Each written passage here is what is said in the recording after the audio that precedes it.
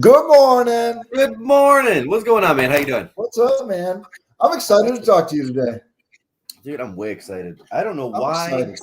this side is so dark today. What happened? Oh, one of my lights are not on. Okay. Well, and it's like kind of gloomy outside, but I tell you what, like It is gloomy. it just It is is what it gloomy. is. It just Yeah, is what it is. I can do better. I know I can do better. Let's try this thing. I would encourage anybody watching to get yourself your little, pumpkin spice, whatever. I'm pretty sure that's what I'm drinking. I haven't had a sip of my coffee. Yeah, get your little pumpkin spice and get up and get moving. Get up and get moving. It's a good like family weekend. It's a good like go out and pick out your pumpkins weekend, right? Oh, that's way better. Oh, it's a great cider mill day. I feel like it's a Yeah. really nice cider. Am I wrong? Are we doing cider mills? It might be a little wet for the cider mill. Man, we took Ace to the cider mill, Mike. I don't think I told you this. We took Ace to the cider mill last weekend, and they had a bouncing house set up, and which is awesome. It's like whatever it takes. I got a 4-year-old. For those of you that don't know, run all the energy out of him. It's like whatever it takes, right? Yeah. So anyway, he's in this bouncy house, and he and this kid knocked heads, and it was like. I was like, holy cow. I was asking him questions like, okay, did you see stars? Did you go black? Like, did you? And he's like, no, but he's just crying. Anyway, everything was fine, but he had like bruising on his face. I'll tell you, it like hit him right here. Yeah. We would have gotten him right like there.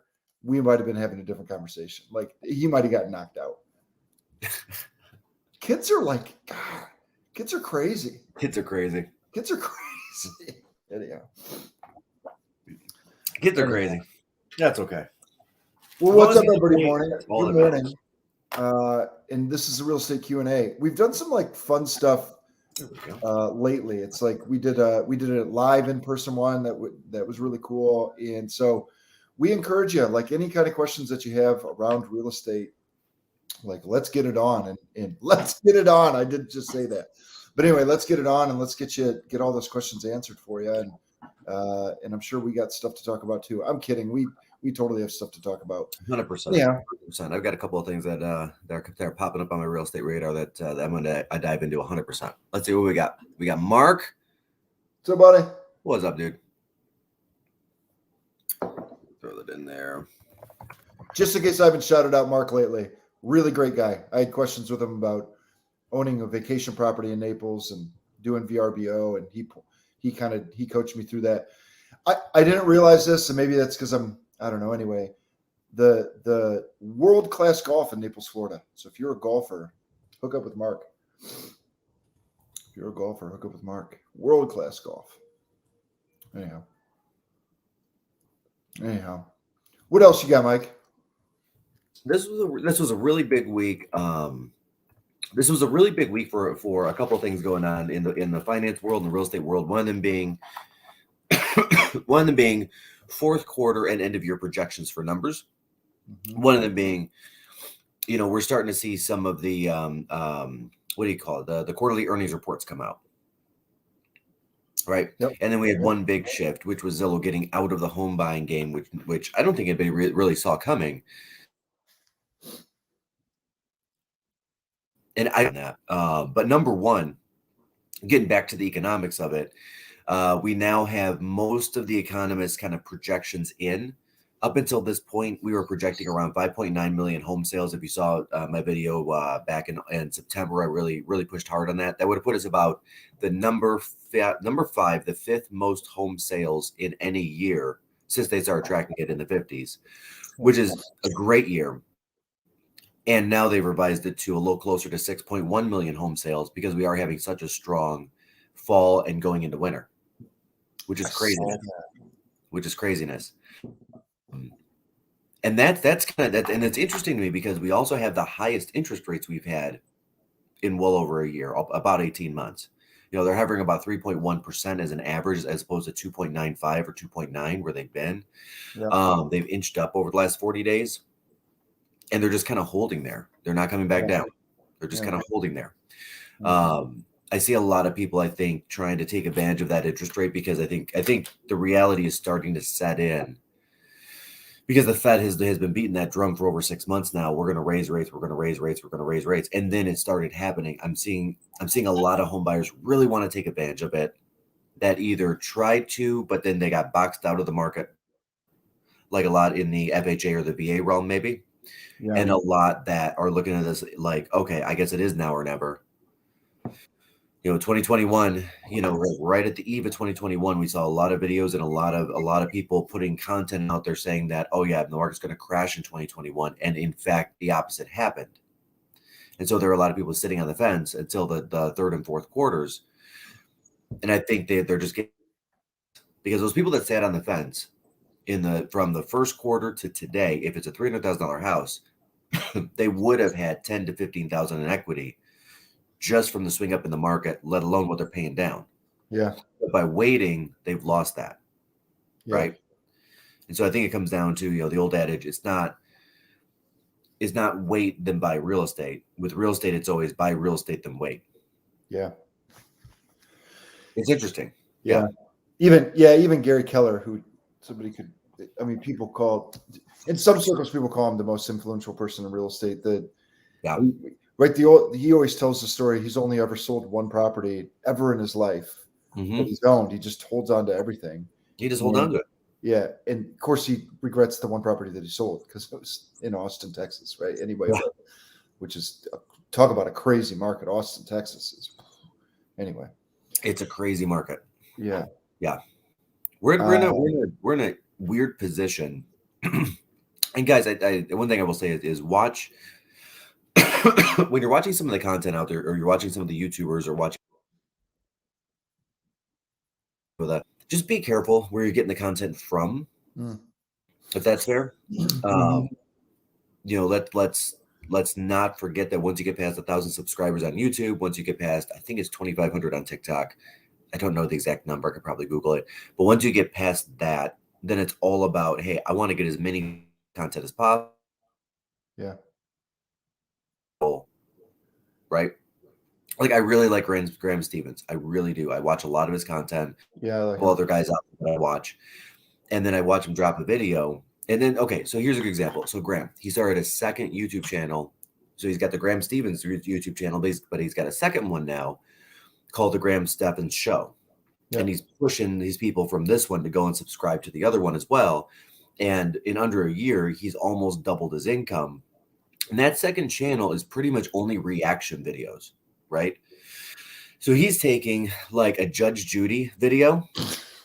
I'm not even kidding. I love it. I don't know if you've seen this, but it is funny.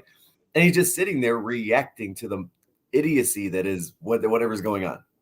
Or he's taking like a what is that called? A Forever 5? It's that channel where they have these like ultra wealthy kids that are like 18, 19, 20 years old who have never worked a day in their life, never had to do anything. And then they drop them back into, and then they make them live with a family of like middle class for a week. Yeah. So you have kids that have never done dishes. Like one I was watching where the guy had to clean he had to clean up the bathroom and he had no idea how to do it. So he pulled the hose in from the outside and just. You're lying. No, dude, watch it. It's on there. It's on there. It's crazy. And then he's wearing these gloves when he's doing dishes that are like all the way up to here. And he's like, well, I have sensitive skin. I do. No, you don't, bro. No, you don't. Good morning, Angela. No, you don't. But it's interesting because like he'll drop one of these videos and he'll get 200,000 hits, or he'll get 250,000 hits in the first 7 days, right?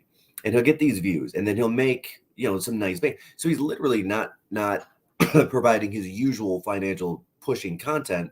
He's very, very let's get financially savvy, Mr. Millennial. That's where he sets his identity. But he's also knows at the end of the day, I'm here to make money. So I need to put out sensationalist content to do that. Yeah. And because he wasn't willing, which I really like this, because he wasn't willing to do sensationalist financial or real estate advice, he created a whole nother channel to do that for the clickbaits. Yeah. Right. Most people won't. If you go right now onto YouTube, you will find any number of videos dating back 2 years to today explaining how the real estate market is going to crash at the end of 2020, early 2021, mid 2021, or late 2021. But you also have to look at where that advice is coming from. Is there data? Are there numbers? Right? Hey, all this stuff has to be research driven. It's got to be fueled by facts, not emotion. Emotionally, a lot of people want the market to go down, right? Yeah. So then they gravitate towards those videos. But if you watch those videos, there are no facts in there. It's all emotionally fueled. Yeah. It's the blessing and the curse of the internet, isn't it? Yeah. Like people are realizing that never in the history of humanity do you have so much information. For the market to crash, waiting for the market to go down is not happening and probably won't happen. So let's make that purchase now before we lose what is an okay position, because we lost a great position because we should have bought 2 years ago. Yeah. Right. Yeah. And how I'm advising buyers, the interest rates have ticked up a little bit, sure. And there are a couple of people telling me that they're waiting for the rates to go down. This is what I can control. I can control your interest rate. So if you get into a mortgage today and the rates go down, I'll just get you into another new mortgage. Yep. What I can't control is how much you're paying for how much the home value is going up over the next 6 months, which is probably 5 to 8%. I can't control that. So get into the house. And if the rates go down a quarter point, great. We'll flip you into a new mortgage. Not a big deal. Yeah. Well, that's just it. Whenever you're dealing with real estate, Mike, it's like, you're right. I even lean when people say to me, "Oh, things are going to drop," I'll go, "You're right. You might be right." And how long do you plan on living in whatever you're looking to buy? Look, you just don't look. It's not like this isn't day trading stocks. It's not like you're trying to like buy Bitcoin and flip it for another price, and it's like quick. It's like real estate. It's not relatively illiquid. I mean, there's a process to sell it, right? Yeah. So I think we're doing pretty okay, though. Yeah. Most people that I talk to, no doubt. Most people that I talk to want to own whatever they're about to buy real estate wise, they want to own for 10 years. Mm-hmm. At least. Mm-hmm. Very rarely do I talk to somebody that wants to own something for 3 years. You know what I mean? It's always, the conversation is always 10 years. It's like really hard to lose. It's impossible to time it. Yeah. Yeah. And it's hard to lose. It is. And okay, so let's say you want to buy something and hold on to it for 3 years and then move. Yeah. Let's pretend that the real estate market just crashes %. Yeah. In all likelihood, it went up over 5% to come down 5%. So you're breaking even on the price. Yeah. But you've also built equity and you have a tax write-off. But there's a third thing there. If for some reason you bought on the exact wrong day, which again, you can't do that. You can't buy on the exact right day, can't buy on the exact wrong day. If for some reason that does happen, I mean, this sounds like a weird one, but rent the property out. Because the one thing that has not gone down through the last down market are rents. Yeah. Because with the last down market, with the foreclosures, with that inventory, with 10% of homeowners over a 3-year period going back and becoming renters again, it put a massive strain on the rental market at that point. And I had a couple of rentals at that point. And then that's where my prices really got in those times. Yeah. So if you have a 3-year intention and the market goes down and you're like, hey, I don't really want to lose the cash, just rent it out, move on to the next property. Yep. We still have people today that have bought properties back in 04, 5, and 6 that have moved on to the next property because they had to get a Dodge for the job. They'd move out to like a Colorado or something like that. They decided to hold the property instead, take the hit until they got the equity back. Yeah. They're actually still renting those same properties. Yeah, big time. The cash flow is worth it. They're paying down or they have paid off the mortgages. Why not? Yep. Why not? Hey, buddy. Hey, buddy. What's going on? How you doing, man? Okay, so economic data came out. Mm-hmm. What else? Yep. Let's tackle what Keith's got going on because I think that's on people's mind as well. Yeah. And for those of you that don't know, Keith is an amazing title person. If you need something, go for it. He's great. He's also a Facebook friend. So if you need to find his info, just find me on Facebook. Go under my friends list, and I'll be right there. That's a great question. So NAR has been kind of compiling and watching that data for about a year now, and they found that the average number of offers up to about mid-July on any property, average number of offers has been just over 3. Now, the problem with the data, of course, is NAR is also considering all the data, which includes multifamily, commercial. And when I say multifamily, I mean like even 10 unit, 20 unit, 30 unit apartment complexes. When you peel back and just go back to residential and then you take out the luxury, that number's a little closer to 7, right? Up till July. Now, of 7 offers on average down to 2 to 3, which means that half the properties are getting probably 3 to 5 offers, and then half the properties out there are not getting any in the first couple of days, and then they get 1, right? Yep. I'm starting to hear a lot of stories out there, not just with our team, but with some of the other agents that they are negotiating 5, 10, 15,000 off the price of a property. Mm-hmm. In the same token, and that's 50%, let's say. The other 50%, I'm hearing the opposite. So I guess to answer your question, you got to look at the pricing of the property versus the comparables in that same neighborhood. And I think that's going to give you the truth. Yeah. Because we've got a seller right now in the Rochester area that very specifically wanted a number that was a little bit of a push. So they put their property on the market 25,000 below and then pushed up to that price through multiple offers. And they also knew the appraisal was going to be an issue. So the tactic was, hey, it's a hot market. It's a hot price point, very hot price point. Let's get all the buyers to act out of emotion, not logic, mm-hmm. and then naturally push the price up because humans are, right? We have a natural instinct to win when we're in a combative situation. Yep. In the same token, we've got other sales that have happened in that same hood where 50,000 more, and then negotiated down 10,000 or 15,000, whatever that looks like. So I think it's a 50-50, Keith. I think you're half the homes are going multiple offers and half of them aren't. And I also think that's also a little bit by design right now, right? Some of the sellers are being very strategic, realizing that they may have a unique property or may have a property where there aren't a ton of comparables, or they've got a great agent that's advising them that way and advising them on a different tactic to try to get rid of that term. And then 50% of them are just using the old school tactic. Let's put it on up here. Okay, the market's not pushing anymore. Let's put it down here. Okay, we're going to price again to here. So I think we're seeing a little bit of both. Yeah. Yeah. Can I tell you what I'm instructing, like what I'm coaching, Mike? Well, in any given market, you find that there's channels, right? It's like in any given market, you find there's channels. So for instance, if you want to buy if you want to buy a updated, whatever, 3-bedroom home, with a basement and a garage in Royal Oak, it's like those homes go in the channel of, depending on where they are, maybe 300,000, right? Whatever it is, 300,000 to 400,000, right?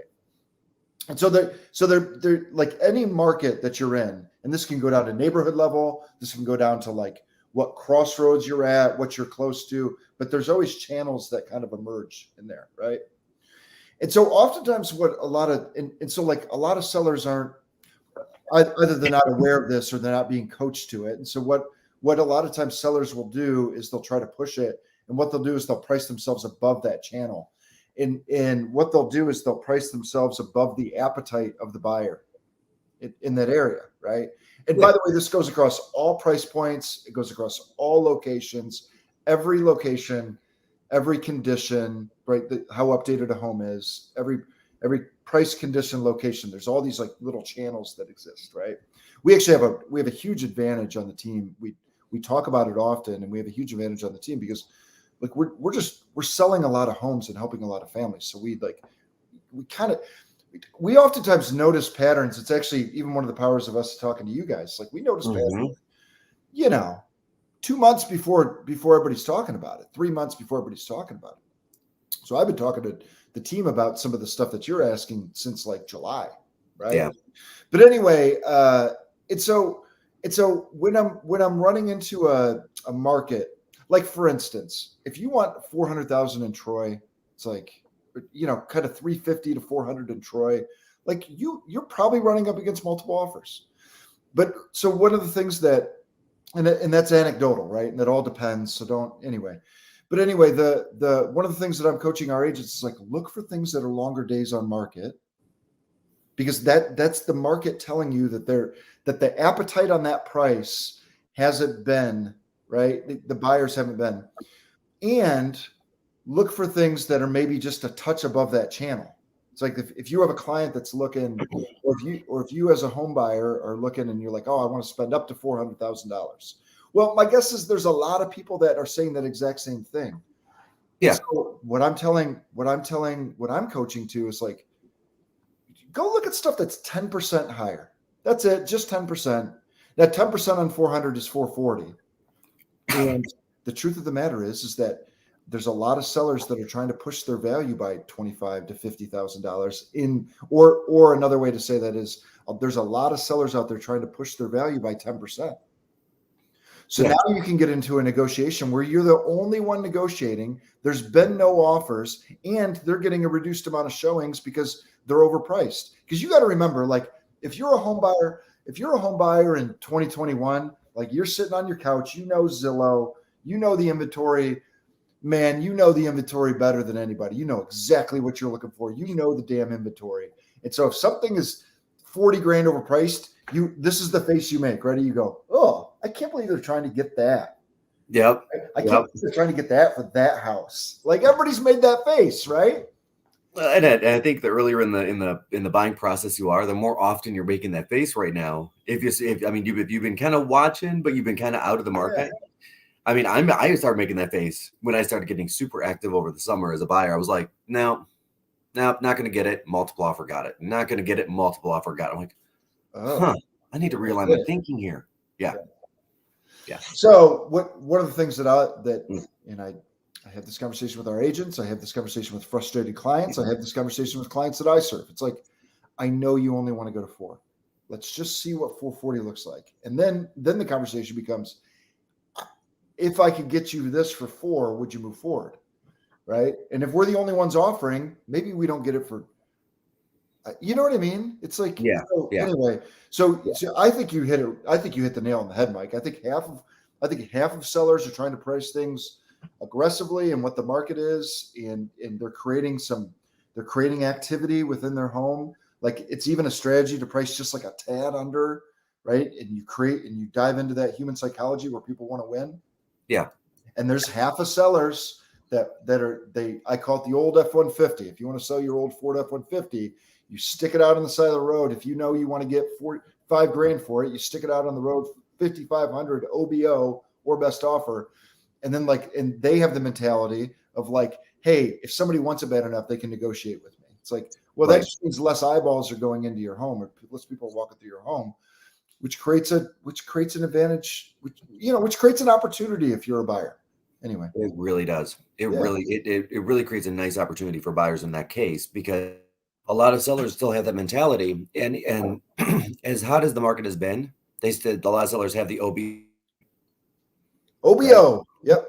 And that's okay, because the strategy for each seller is a little bit different, right? There's no one size fits all.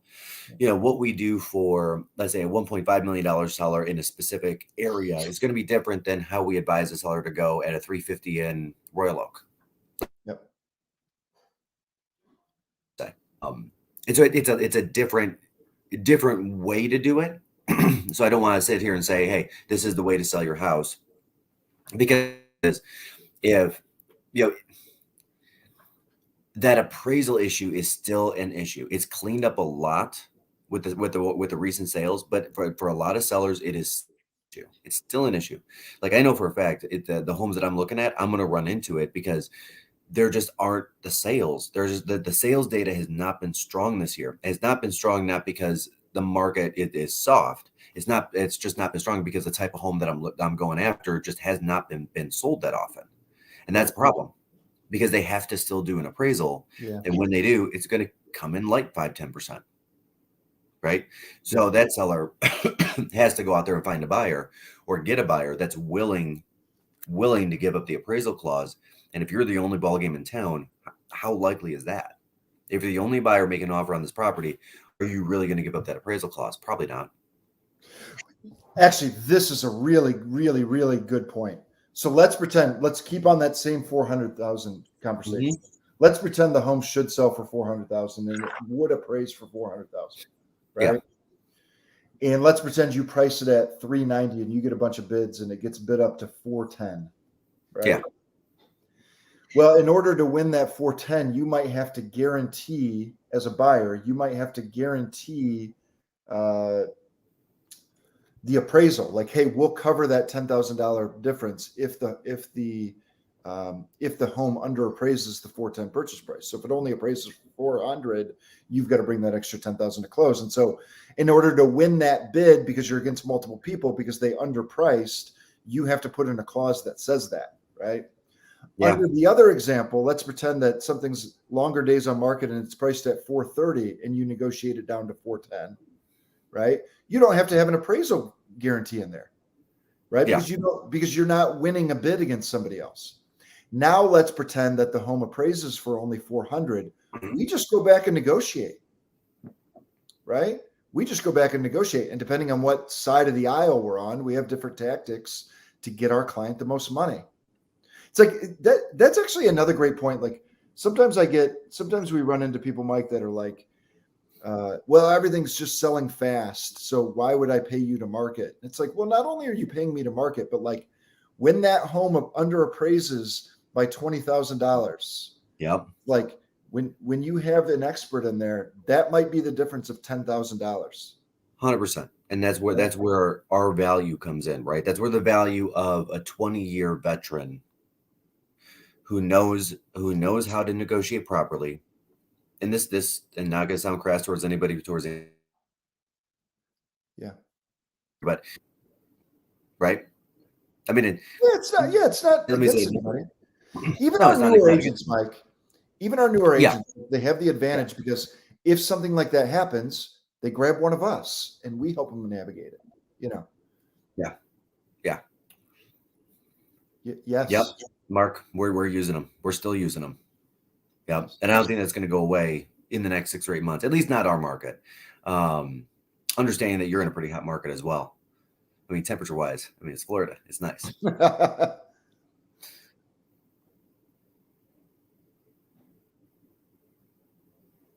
Yeah.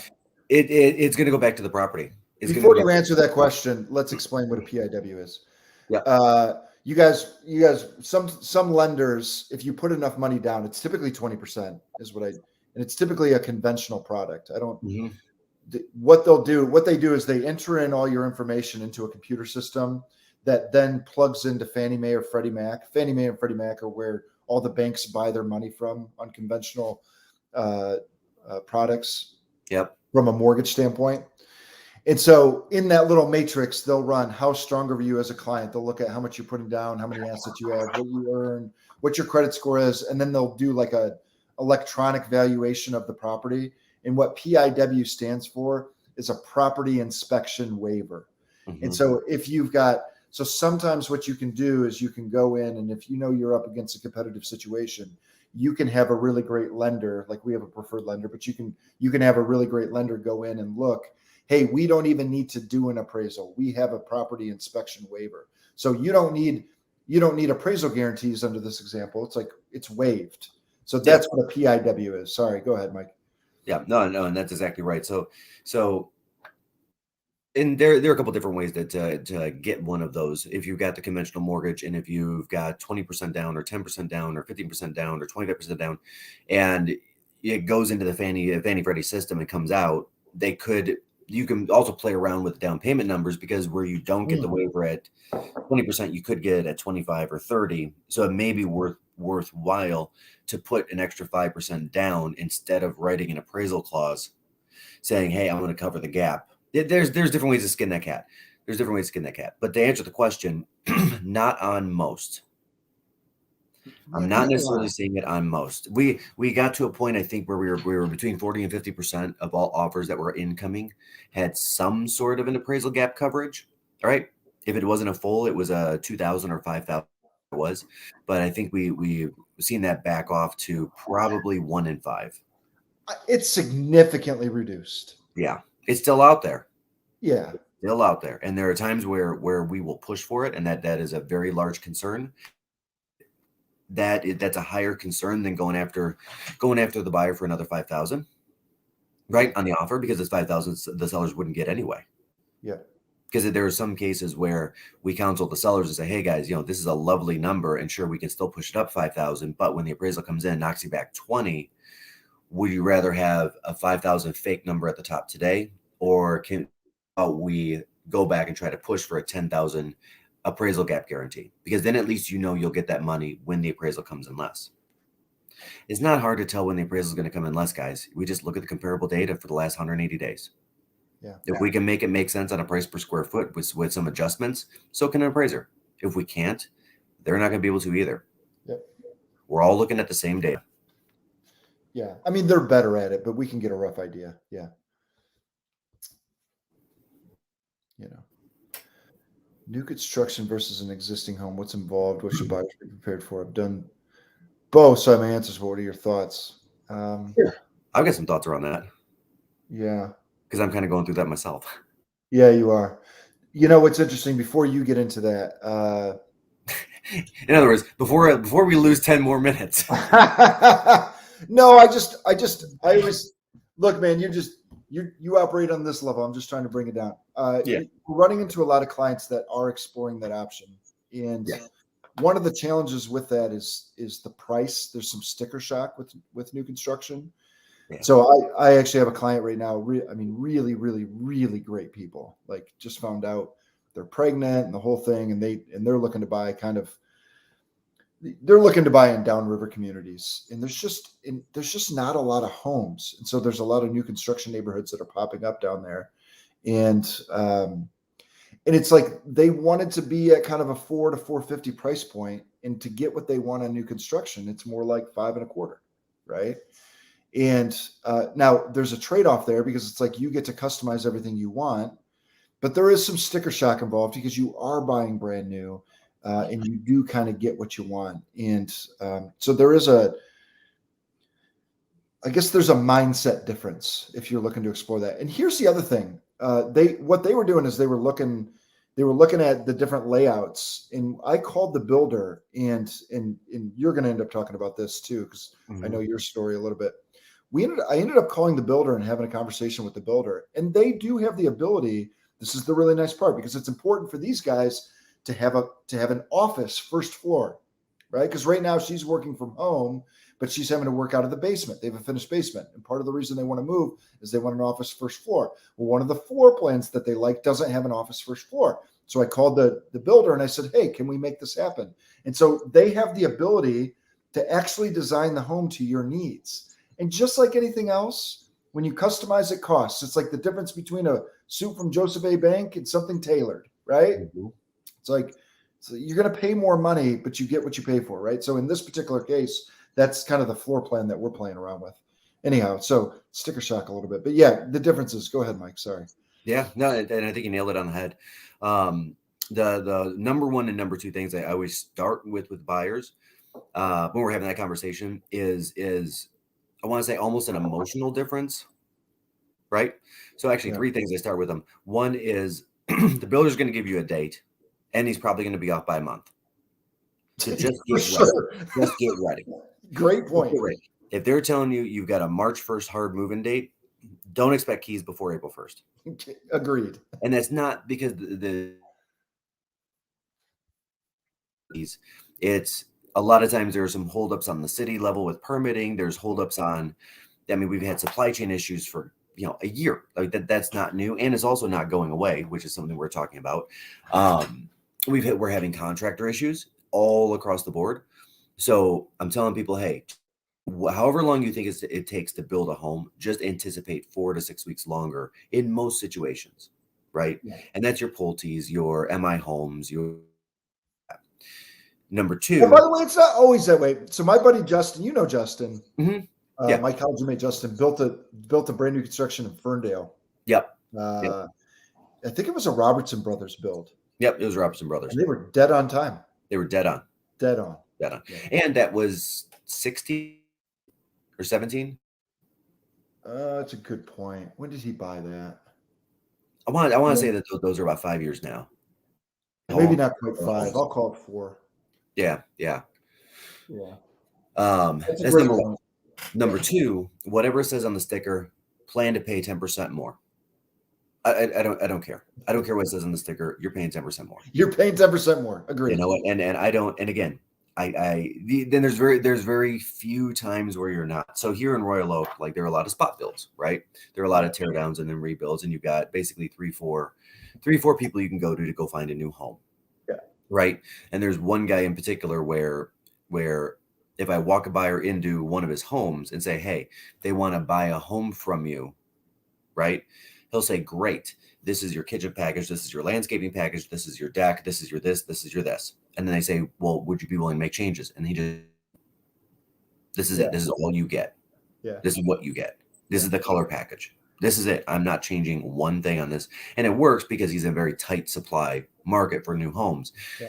And that also means that, frankly, you get a really crappy deck.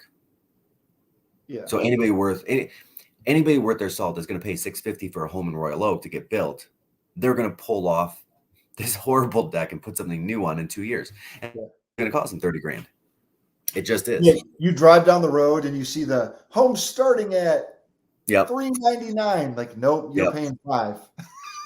Well, and that's it. And that's it. Because the other side is if you go with a Robertson or a Toll or an MI Homes or I don't know. By the way, I've had great experiences with all of those companies. Absolutely. They really do a nice job. Yeah. They're not perfect, but no, they're not. Yeah. They fix things if they screw it up. Anyway, so anyway, go ahead. Sorry. Yeah. So if you're someone like me, I don't have the time to handle that kind of thing. I don't. And I also don't have the fashion sense to handle that kind of thing, clearly. So to me, that's a pain because I got to get in there and I got to pick, okay, here are your 19 carpet options. Yeah. Oh, and then here are the 50 different like knob options for the cabinetry. I'm like, yeah. Okay, bro. I don't want to look at this. I'm done. Just can you let me know when we're good to put the furniture in? And Mike's bringing in a magazine. Like, can you just make it look like that? That's it. That's all I'm doing. I'm like, here you go. Yeah. I mean, and that's not. I mean, there are people that love this, and I find it just truly exhausting. Exactly. Like, I don't want to deal. Like, even with this builder, I'm like we sat down to look at options, and like within 45 minutes, he was just like, you just don't care. I'm like, no, it's not that I don't care. It's that I don't. This. Yeah, this is just draining me. That's all. Because it's just not my strong suit. I'm not going to spend the time to learn this thing when I can go and actually do my real job, and have somebody else do their real job, which is this thing. So there's that. Last but not least, especially there's a trend in the new construction market, especially with smaller builders, that's really happening right now that I'll talk about. But the number one thing is that construction loan, right? That's a huge difference, right? So you're closing on that loan, at least the first portion of that loan, usually a lot earlier, and especially if you're working with like a Pulte or an MI Homes or any of those guys. They're going to do what's called a construction loan, where they phase out the money so they get the funding as the project is occurring, so the builder's not acting the project. So then you're loaning out 3 or 4 different essentially loans, right? So they have the funds. You've got to prove for the funds. They pre-appraise the property that doesn't exist, so they don't need to go and do that again. And then they're unlocking $100,000 or $200,000 or $300,000 at a time, depending on what the builder needs at very phases. An appraiser to go look at the work to make sure that they've come a certain portion of the way. So to put that another way, most banks will say, okay, we will release funds at the point where the rough electrical and the rough plumbing is done. Somebody will go through and look at it all and say, oh, I see the closed permits. This is great. I see the roughed in here and roughed in here. This is great. Here, Mr. Builder, here's another $175,000. Continue on with the project. Yeah. Right. And that's protecting their money, which is actually also protecting you. And then the last thing, especially with the smaller builders, I'm talking about the guys that are doing 20 homes a year or less. A lot of these guys they're building on spec now. Big time. They're building on spec because they know they can get more money on spec. So, and what I mean by that is, I was having this conversation with a gentleman at the builder. He was doing a build in Royal Oak, and he had sold it for $800,000. The deal fell through. Instead of putting it back on the market, he just continued 3 months, finished out the build, did all the options and the choices, put it on the market, and got 1.1. That's a big difference. And part of that is a time difference, just the inflation, just the property values going up. Yeah. Right. But part of that's also a lot of builders or a lot of buyers want to walk in because they want a home today. They want a home in the next 60 days. Yeah. They don't want a home in the next 6 months. They're like, hey, I'm ready to move today. Thank you. And so they'll pay a premium for that. Yeah. Essentially. That's a lot of answer right there. It's a lot of info. Yeah. Yeah. So Keith, I guess going back to it, the thing that I always tell the buyers is, hey guys, you know what? Just that end date's a moving target. Most builders are going to want you to do a construction loan. You got to go through the pitfalls of having to pick everything else in a lot of cases, which for me is a bad thing. And I actually put that as the number one reason not to do this ever again. And then last but not least, whatever the sticker says is going to be 10% higher. Yeah. Because, a lot of times they're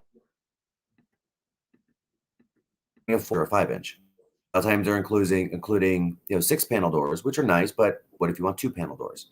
They're including this level of hardwood, but you want the wide plank floors, right? Like, so all those little things, it's like, oh, it's only $2,000. It's only $1,500. It's only $6,000. And next thing you know, you're 50 down that rabbit hole. Yeah. Yeah. But you know what? It's a great process. My parents have built a couple of homes in their life. I mean, they loved my mother loved every minute of building those homes. She did, because that's her jam and that's her thing.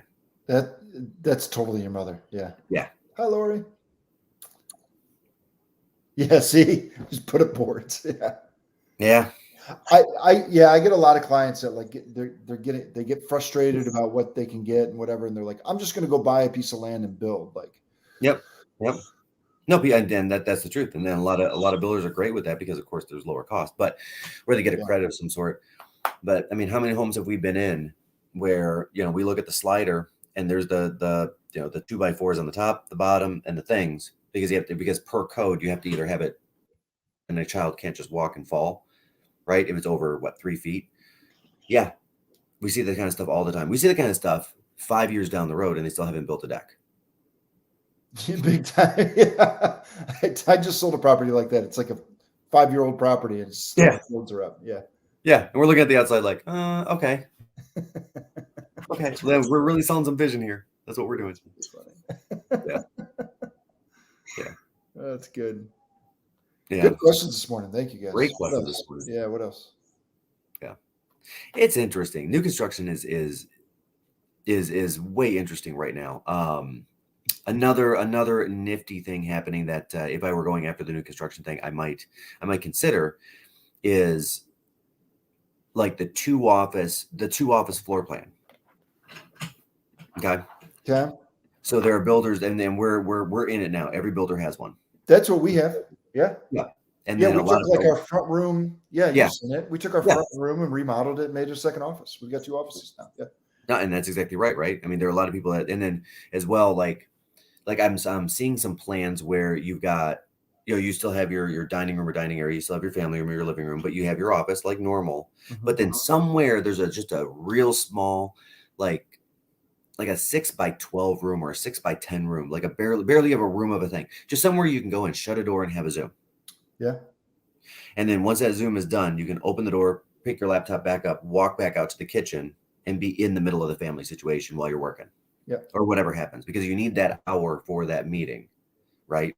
Yeah. But that's really what you need. You need the meeting time per day to just shut a door. Yep. I just walked through one that they had built in,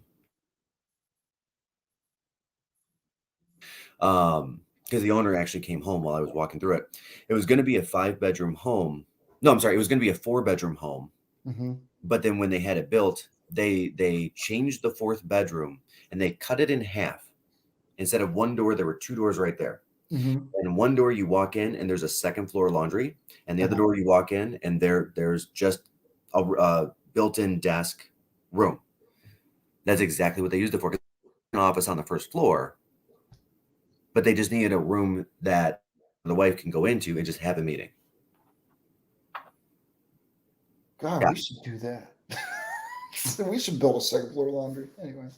Yeah, I like second floor laundries. I think it's a great idea. Tell you what. Yeah, like if you got a first floor laundry, but second floor nowadays, it's interesting. And then the other design change that's kind of really become super relevant in the last 5 years is and depending on the size of the home, either making sure you've got a full bathroom on the main floor, right? And then the office is built in such a way that it can be turned into a bedroom, right? There are a lot of multi-generational families that you'll see families that have 3 or even 4 generations in one house now, right? And part of that goes to the cost of senior living. And then part of that goes to, there are a lot of families that their value system is, hey, I want to bring my parents into my home, right? Yeah. I want them to teach the kids. I want them to tell the stories. I want all of that on a day-to-day basis, right? There are a lot of positives that come with that. By the way, it's like incredibly common on the East Coast. Obviously overseas and whatnot as well, but incredibly common in the East Coast for multi-generational families. And obviously look at the prices of their real estate. So yeah, it's a great point. It's interesting. We're in a weird, I don't want to say a weird place, but like I'm in that place, right? Like I'm in that place where part of the reason why I'm building is because I do want the bathroom, right? I'm considering doing like a Murphy bed style thing in the office. Yeah.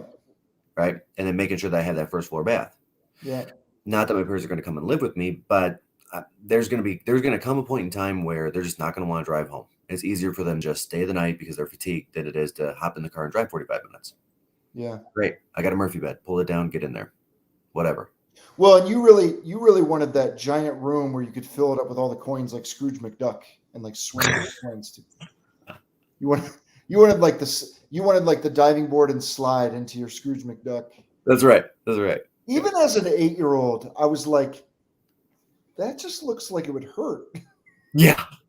I'm like, planes are heavy. You don't really dive into them. Is it time for Darkwing Duck yet? Yeah. Remember Darkwing Duck? Yes. Is it time for Darkwing Duck yet? Get out of here, Scrooge McDuck. That's right. But no, it's interesting. And then last thing I wanted to just throw out there, because I think it's fairly relevant, and especially now that the dust has settled, Zillow announced that they were not going to buy any more homes for the rest of the year. Yeah. And for a lot of people on this call that are local to Metro Detroit or Michigan, they didn't know Zillow was buying homes anyway, because they don't around here. So to bring you up to speed, there's what's called iBuyers out there, which, again, everything, right? But iBuyers, which are effectively a couple of companies that are just making cash offers, and they're reasonable cash offers on sellers' properties.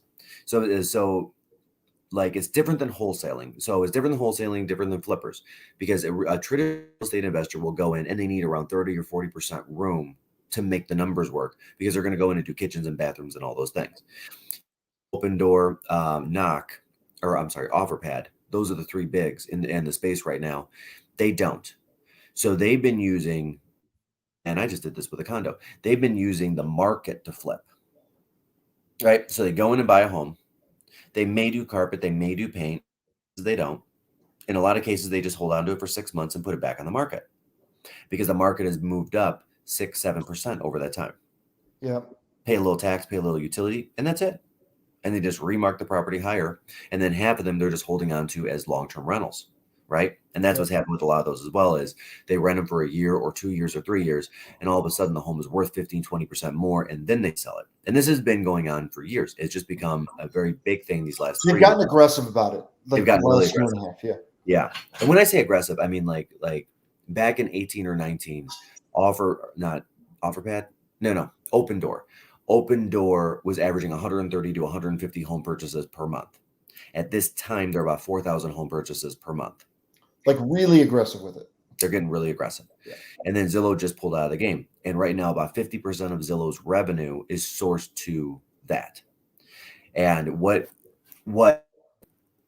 their claims were, Open Door was like, really? That's why you're doing this? And then actually find out is true. What their claims are is they're having a major struggle right now with the supply chains in labor and wages to seeing this make sense at the moment, because what they're finding is they can't, like, they buy a home, they revamp it, 60 days later it's back on market, or 90 days later it's back on market. They can't do that right now. So their hold costs keep going up and up and up and up. And as our appreciation has started to level off, the spread's not there. Yeah. Right? Because they're having to pay more for the material than they ever had before. Right? And they're looking at this like, hey, now we're going to lose 5 or 10,000 a house. No, we're just not going to buy any homes for the rest of the year. Right? Open Door, who is a bigger player in this market, they've gone the other way. They privatized and they've centralized a lot of their both supply chains and their contractors. So they're going full steam ahead, and they're picking up the homes in the gap. And what I mean by that is like Zillow and Open Door took a different approach. Zillow took a lighter approach and more markets, right? So they were buying up to 3,000 homes a month, give or take, but they were in like 40, 45 markets at this point. Open Door went the opposite way. They said, no, we're going to buy 4,000 homes a month, but it's only going to be in 12 markets. And instead of hiring a contractor, employ a contractor, right? Like, I'm going to guarantee you a 40-week wage, no matter, or 40-hour week wage, no matter what. So they've got more controls. And there's your big difference. But it kind of shook up the market a little bit because their stock went down 15, 20%. It's down 50% to year to date, I think. Right? Which makes me want to buy it. Yeah. I mean, I bought a little bit of it the other day. Yeah. Yeah. I threw 1,000 into it on Thursday. I'm not going to lie. Yep. Because I do think it's going to go up at some point. Zillow's not going anywhere. Yeah. Zillow's not going anywhere for the next 4 or 5 years. After that, I don't know. This is interesting. So there are companies that we will always think of as the dominant everything. Yeah. And then not. Right? There was a point in time in the 60s for about a 10-year stretch, into the early 70s. General Motors was selling 50% of all vehicles on the planet. 50%. Yeah. There's a 50-50 shot that the car driving down the road is GM or any of 10 or 15 other manufacturers. Yeah, sure. And then not. Right? Yeah. There was a point in time where if you wanted a smartphone, you got an Apple. Yep. Or an HP, which was actually out before it. Hewlett Packard had an actual smartphone before Apple. It was just a crappy phone, right? And they had a 90%. Just talk about BlackBerry. Everybody had a BlackBerry. BlackBerry. We all thought BlackBerry was going nowhere. In fact, the CEO, because the company actually just got picked up by somebody, I forgot who, was like, hey, we did all the right things. We made good choices. No, you didn't. No, you didn't. You made good choices for a business model that was changing. But like Apple, right? So at one point, BlackBerry was the dominant. Then Apple was the dominant in that smartphone space. And then here comes Android in a different approach, right? Like, if you look at it, Android is the dominant iOS system, which was not the case 4 years ago, 5 years ago. Yeah. There's nobody in the field except Apple, really, because Android just hadn't been fully developed out yet. Same thing, right? Like, I think in today's world, you and I are looking at Zillow and saying, man, they've been dominant for 5 years. They're going to be dominant for the next 5. But then we've got CoStar coming up, right? So there are other players of that search portal game that are starting to get into the Zillow space. And there are other players in the buying homes game that are getting into that space. And they're very specialized, niche companies, which also means, if you try to do everything, you're really doing nothing. I don't know that Zillow is going to be the top gun player 5 years down the road in either of these. Truly, I believe that. Maybe, yeah. Huh. Never even thought about it like that. I just look at it. I mean, I think it's just cycles, right? I mean, hey, how long did we all think that Facebook was going to be the number one social platform? And then they went and bought Instagram and got even more powerful. And we're all sitting there like, oh, it's Facebook for life. Facebook for life. But it wasn't. Because here comes TikTok. And in the space of 24 months, they now have more active users than Facebook. Is that true? Yeah. Because TikTok is crack. I deleted it off my phone. Yeah. Did you? Yeah. All right, I'll just send you them then. Yeah. We went on vacation for that week, and I downloaded TikTok for a week. It was like, I could tell there's some not normal or positive things happening to my brain when I look at TikTok. It's like, nope. No. But it's interesting. It's I like watching the companies and how like a company just an absolute dominating position to just this magnificent fall. And it's like, what is going and the cycles happen so fast now. They do. Like, especially like right now, they have that the cycles are way faster than they used to be, right? Yeah. Like Pinterest was supposed to be the thing, right? Pinterest was supposed to be this thing, and then just kind of, I mean, like flashed in the pan, just kind of petered out a little bit, and now they're getting bought by PayPal. Yeah. Really? Okay. Well, because PayPal is going to figure out a way to monetize it, you know. Oh, for sure, 100%. And that's the goal, right? Because you also have to do that, because without funds, you can't grow. Yeah. You know, first 3 years, Facebook was not monetized. There were no ads. There was no, they just needed user engagement, and user engagement tends to go down when you have to go through advertising. YouTube knows that. Yeah. They track all that data, but you have to monetize if you're going to continue to innovate and grow, because that takes dollars. Yeah. Which goes back to Zillow's problem, right? So the main, they actually get, well, 3 places they get dollars is from real estate agents for the advertising spends. Yeah. Buying the homes and trying to flip them, which that's gone for the next 6 months, 8 months. And then they have to re-ramp back up. And the third place is just advertisements that are on the site, like from Home Depot or Lowe's or whatever it is on those ad spaces. Yeah. You know, CoStar, which again, not a major player here in Michigan, but I've been monitoring them for over a year, it's just come out and said, hey, we want to be the next Zillow, but not Zillow. We're just going to do better. And now they're unveiling different things. They're doing battle in very specific small markets like New York. Like New York City, where Zillow just didn't have a great dominance. CoStar is looking at that as an opportunity and really getting after it. Yeah. Anyway, that I can go down a rabbit hole on forever. Can I ask you financial advice on something? What you got? Hold on. Yeah. So in the end, there are some headlines that are coming out where they're saying that you know, Zillow stopped buying homes. Is the end near? No. That's not it. Yeah, that was the point. That was where I want to land this plane. The point isn't the market is going to crash. The point is Zillow made some pretty rough decisions around supply chain management and around their contractors, and they can't fulfill the contracts. Yeah, that's the answer, because Open Door is like, great, we'll just buy more homes too. Okay. Yeah. Okay, continue. Sorry. Okay.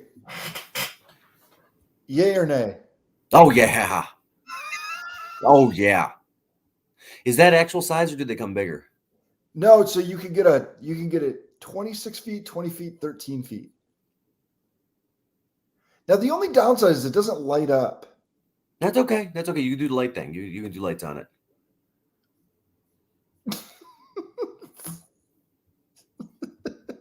Dude, you gotta send me that link.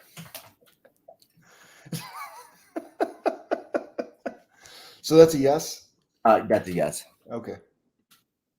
Where'd it go? Oh, sorry. Here, I'll text you the link. Yeah, text me a link. I'm all about it. The thing is awesome. Oh, Nicole's gonna kill me. No, just put it up. Don't ask. Yeah. Oh, yeah. No. This is forgiveness, not permission. We're asking for forgiveness here. Yeah. We're asking. Thank you, Paige. I appreciate it. Thank you, Paige.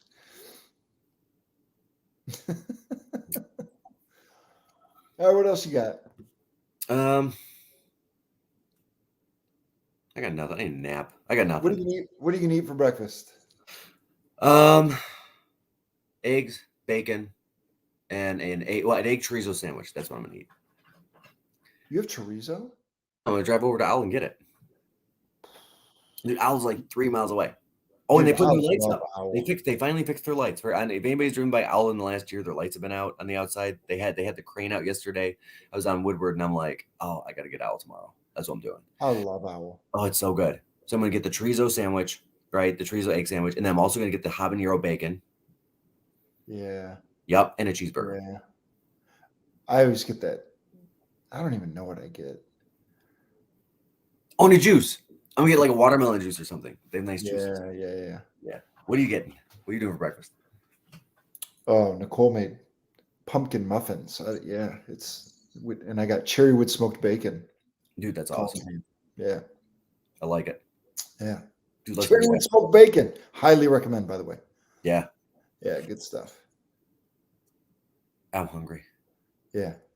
All right, guys. All right, guys. Next week. I love it. Thank you for the questions. Really great questions today. Really great questions. Really great questions. Thanks for jumping on with those guys, everybody. Seriously. And keep them coming. We'll see you next week. Same time, same place. If you haven't subscribed to the YouTube channel, do that. Click that link.